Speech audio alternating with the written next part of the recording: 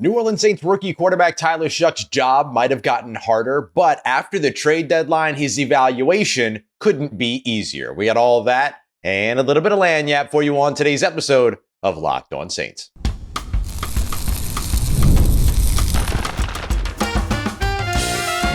You are Locked On Saints, your daily New Orleans Saints podcast, part of the Locked On Podcast Network, your team every day. What is good, Who Dat Nation and Who Dat family? I am your host, your friend, Ross Jackson, New Orleans native, your New Orleans Saints expert and credentialed member of the media covering those New Orleans Saints as a Saints beat writer over at LouisianaSports.net. And on today's episode of Locked On Saints, the Saints offensive line might have actually gotten better after the trade deadline. We'll take a look at what's next at wide receiver beyond Devon Vele following the Rashid Shaheed trade to Seattle. And we'll kick everything off with a look at how the Saints trade deadline moves impact Tyler Shough's evaluation, because his job might have gotten a little bit harder, but the Saints job probably got a little bit easier. We got all that and a little more coming up for you on today's episode. We appreciate you very much. Whether it's your first time or your next time being here with us this time, making us your first listen and being an everydayer here on the show, which is a proud part of the Locked On Podcast Network, your team every day. Today's episode brought to you by our friends over at FanDuel. Head over to FanDuel.com today, where you can win $300 in bonus bets if your first $5 bet wins as a new customer. It's over at FanDuel.com. The New Orleans Saints traded away one of their best offensive weapons in Rashid Shaheed, and traded away their starting left guard on a struggling offensive line that in particular hasn't always been the most stout on the interior. And I dare say that makes their quarterback evaluation much, much easier. However, it makes Tyler Shough's job a little bit harder, and there's no doubt about that. Let's break down what I mean by that. First of all, how does it make Tyler Shough's job harder? A couple of different things. On the offensive line, obviously, as you get accustomed to working with certain guys, you get accustomed to the vocabulary, you get accustomed to the cadence, all these other things. So I could see a little bit of where that could be a bit of an issue. The Saints are already with their backup center and Luke Fortner. They're going to be turning to their backup left guard and Dylan Radins. They'll probably be turning to their backup right tackle as well in Awesome Richards, while Taliesin Fuanga deals with his high ankle sprain. So the only two starters right now that potentially for this game up against the Carolina Panthers for Tyler Shough on the offensive line are going to be rookie left tackle Kelvin Banks Jr. and right guard Cesar Ruiz, the veteran. So you got one veteran and then a bunch of either new or young guys that are going to be stepping in place on the offensive line. And that presents obvious concerns, right? Communication, cadence, familiarity, all those other things. But I want to circle back to familiarity in a little bit when we get to evaluation. But before we do that, the trade of Rashid Shaheed obviously has a major impact as well. That's one of the offense's top weapons on that side of the football. His ability down the field, his ability to find open spots in zones, his ability to be able to be one of those second action players that can find open areas, that has the speed to lose corners that are trying to plaster while he's running around the football field, working back to his quarterback, all those things. There were some obvious miscommunications during the scramble drill at earlier points of the season, but the scramble drill seemed to work pretty well with Tyler Shough on Sunday up against the Los Angeles Rams. But now a major part of that is gone. Rashid Shaheed, having been traded to the Seattle Seahawks, that piece to the puzzle is no longer here in New Orleans. And so that's going to be somebody that's going to impact a lot of different things. Your ability to be a deep threat, your ability to make safeties play honestly, and to force defenses to be worried about what could happen over the top. It's going to impact your ability in second action plays as a mobile, scrambling quarterback. It's going to impact your ability to find open guys, because you just lost one of the guys that can consistently get open in zone coverage and find those soft spots in the zone.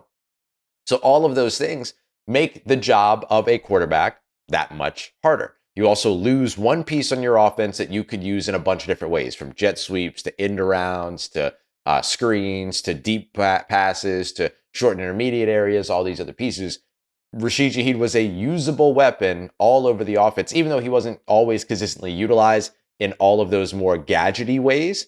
It was still a part of what defenses had to be ready for. You now lose that sort of quote unquote element of surprise in the offense. So those are the things that make Tyler Shough's job a little bit harder. when you lose one of your best players on offense, it makes your job harder. That's really the bare bones of it, if we wanted to sum up the moral of the story into one sentence, if you will. But what this also does is that it makes the job of the evaluation much easier for New Orleans. Because if Tyler Shough goes out there and looks really, really good, down several pieces on the offensive line and down one of his offensive weapons, it's going to be obvious. It's going to be blatantly obvious that you can win with him. It's going to become blatantly obvious that he can elevate the talent that is still there, including guys that he's very familiar with. I mentioned the 3 backups on the starting offensive line: Awesome Richards at right tackle, Dylan Radins at left guard, Luke Fortner at center. Those are all guys that Tyler Shough spent the entire beginning of the year communicating with and working with on an offensive line on the scout team. Not having a guy like Rashid Shaheed that steps up Devon Vele in terms of his opportunities, that's a guy that has worked with Tyler Shough on the scouting team. So there is a little bit of a different piece of the familiarity while Tyler Shough is trending up in terms of while the familiarity for Tyler Shough is trending up in terms of his familiarity with guys like Alvin Kamara and Chris Olave and Kelvin Banks Jr. and Cesar Ruiz and so on and so forth. Those guys that are still in that starting lineup, Juwan Johnson, which is like familiarity that he has already, even going back to his college days. The two, Tyler Shough and Juwan Johnson were teammates of 2019 Oregon team. So like those guys do go back in that way. But not only is he trending, and not only is his familiarity with those pieces trending up, those that have been in the starting lineup, but then also all these other players that have kind of moved in that are now elevated in roles because of injury availability or the trade deadline. All of a sudden, those guys are the players that Tyler Shough's been working with all season, all throughout. So if he looks good, it's going to be obvious, is what I'm trying to say. And if he elevates the talent around him, and if he gets the things done that he needs to get done in terms of performing like a guy that is trying to prove and is earning the 2026 starting role, there's not going to be any questions about it. It's going to be blatantly obvious if he works. It's going to be blatantly obvious if he's not the answer as well, because if he can't elevate that talent, then you know that there are some shortcomings that you as an organization can choose to want to navigate. But then there are also some shortcomings in that situation that could pan out, none yet, but that could pan out in this upcoming situation that the organization might say, you know what, he's not the guy, let's go and find somebody else. And so it puts them in pretty good position to be able to evaluate with a pretty clean idea of what they're getting out of Tyler Shough. If Tyler Shough can elevate the talent, it becomes blatantly obvious. If he can't elevate the talent, then you have to make the assessment, can you get him to that point? Can he develop into that point? But if you're not seeing the developmental pieces or the nuggets or the seeds that have to be there, then you know going into the offseason what you have to do, and likely you're in position to do it, which is pursue another quarterback, likely with an early selection in the NFL draft. So Tyler Shough's job might have gotten harder at the trade deadline, but the evaluation for the Saints is going to get easier and easier and easier as the season goes on, especially if Tyler Shough is finding success. Coming up next, who's next up at wide receiver beyond Devon Vele is actually pretty interesting. Let's break that down as we continue on with today's episode of Locked On Saints, part of Locked On Podcast Network, your team every day. Today's episode of Locked On Saints is brought to you by our friends over at FanDuel. The NBA is back, and there's no better way to get in on the action than with FanDuel, the official sports betting partner of the NBA. And even if you missed the beginning of the game, don't worry about it. You can still get in on the action. Or maybe it's not even that you missed the beginning of the game. You tune in and you want to ride the hot hand. There's a bunch of different things that you can dive into with live betting over at FanDuel, which is one of my favorite features. You can bet on everything from who will score next. That's if you want to ride the hot hand. Or fourth quarter comebacks. If you see a heavy favorite trailing going into the final period, you can get in on all of that and more. You can even bundle and combine different live bets to make out a same game parlay with the potential of an even bigger payout. It's keeping the game very exciting, especially when your team is the one that's making the late push. Right now, FanDuel is giving new customers $300 in bonus bets when you win your first $5 bet. So head over to FanDuel.com, sign up, and play your game with FanDuel, the official sportsbook partner of the NBA. All right, family, what's up next at wide receiver is going to be a large conversation now that the New Orleans Saints have traded Rashid Shaheed to the Seattle Seahawks. And while the conversation often revolves around wide receiver Devon Vele, there are still some other young pieces that the team has an opportunity to get a look at and should absolutely invest some time in. So it goes beyond just Devon Vele at wide receiver. So I want to bring up two names in particular, and both of them now have a pretty clear path to potentially having an impact with this offense. And really, I'll add a bonus third in there too. So obviously, veteran Brandon Cooks, who the Saints brought in to be the veteran in the wide receiver room, right? It's a very young room otherwise, who signed in New Orleans with an understanding that this was going to be a team that was looking to compete, with Derek Carr being his quarterback, Tyrann Mathieu being over on the defensive side, all that. Everything about that in terms of those expectations changed when it came to Brandon Cooks' reality here in New Orleans. Very different quarterback situation, very different team situation, very different competitive level as well. The Saints sitting at 1-8, certainly signing with the Saints and making his return back to the team where it all started for his career back when he was drafted. This is not what he likely had in mind for this team through the first 9 games going into the 10th game. But alas, it is the reality.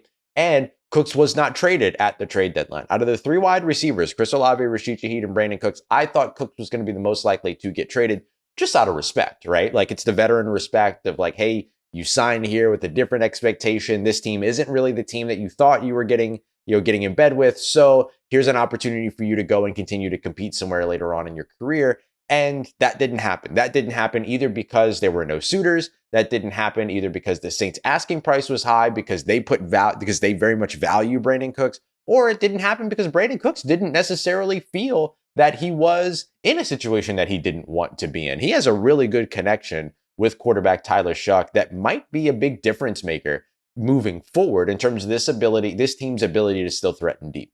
We can't forget that Chris Olave is absolutely still a deep threat and is a guy with world-class speed. So but you already know that he is a focal point in the passing game for this team, leader in receiving yards, all those other pieces for the team already.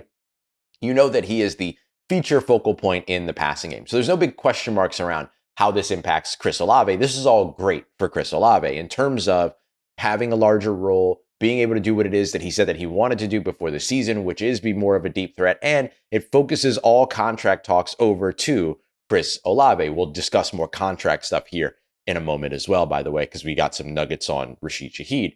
But for New Orleans, you know the focus on Chris Olave is going to be there. Now, the toughest part for Chris Olave is that his friend isn't there anymore, right? Like, him and Rashid were close.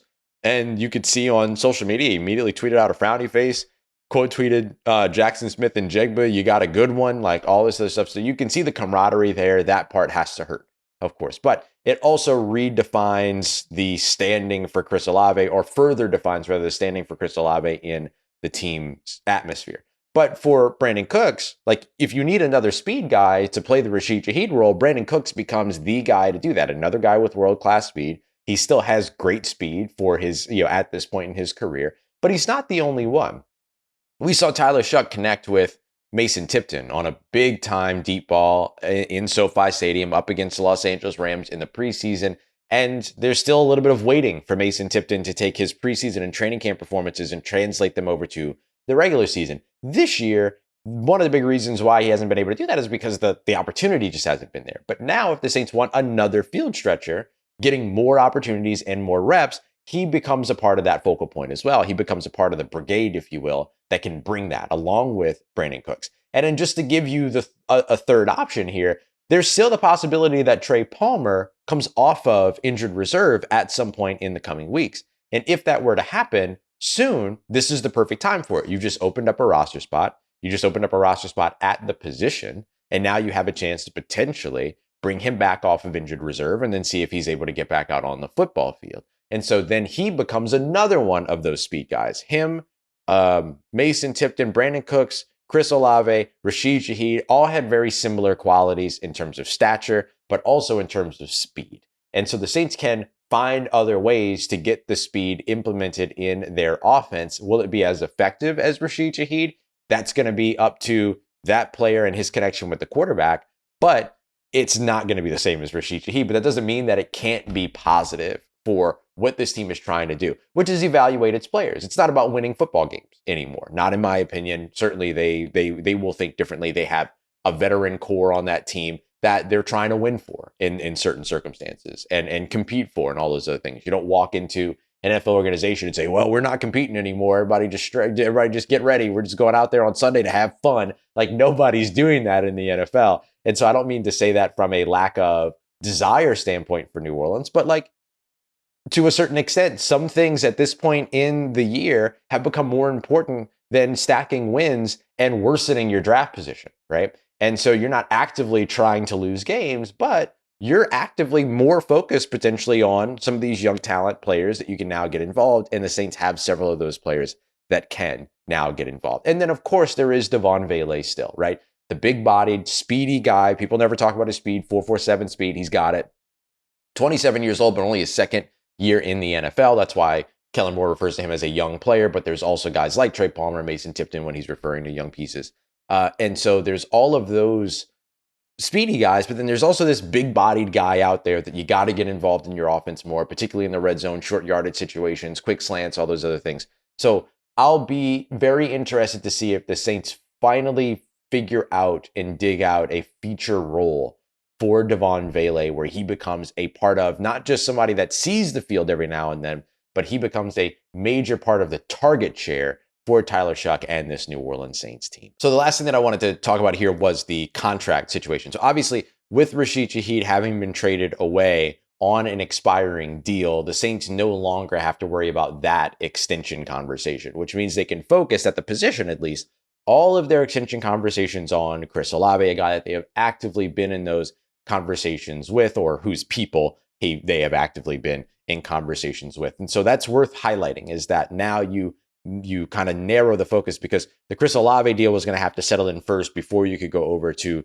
the Rashid Shaheed deal. But the tricky part about that is that Chris Olave's got another year ahead because of the 5th-year option. And so the timing might not have worked out and all these other things. And had Rashid Shaheed been offered a better opportunity elsewhere, there could have been a reality in which he took that deal, and that would have left the Saints hanging with a compensatory selection that doesn't settle in until 2027, and that they could potentially cancel out even with a lesser level signing or a lower level signing. And so now at least you're guaranteed the draft position and the draft compensation that you're getting with having traded him to the Seattle Seahawks. And so it narrows the focus of the conversation around contracts, financials, spending, all those other things, which the Saints aren't in a really good position to do going into next season. But it does also help a little bit in terms of what that trade compensation might have been had contract talks not gone to a place that would have led to Rashid Shaheed coming back, because that was no guarantee. Not because Rashid Shaheed didn't like it in New Orleans, but because there was always the opportunity to get a better opportunity somewhere else or a better pay somewhere else, all those other things. You know how these contract negotiations work. And so with all of that, that's another big, maybe plus to how the Saints manage this, is that now they can focus their conversations solely on Chris Olave when it comes to extensions. And they locked in effectively that trade compensation, that compensation they got for losing Rashid Shaheed. All right, coming up next, the New Orleans Saints might have traded away an offensive lineman, but it's possible that their offensive line just got better. We got all that coming up for you next as we continue on with today's episode of Locked On Saints, part of Locked On Podcast Network, your team every day.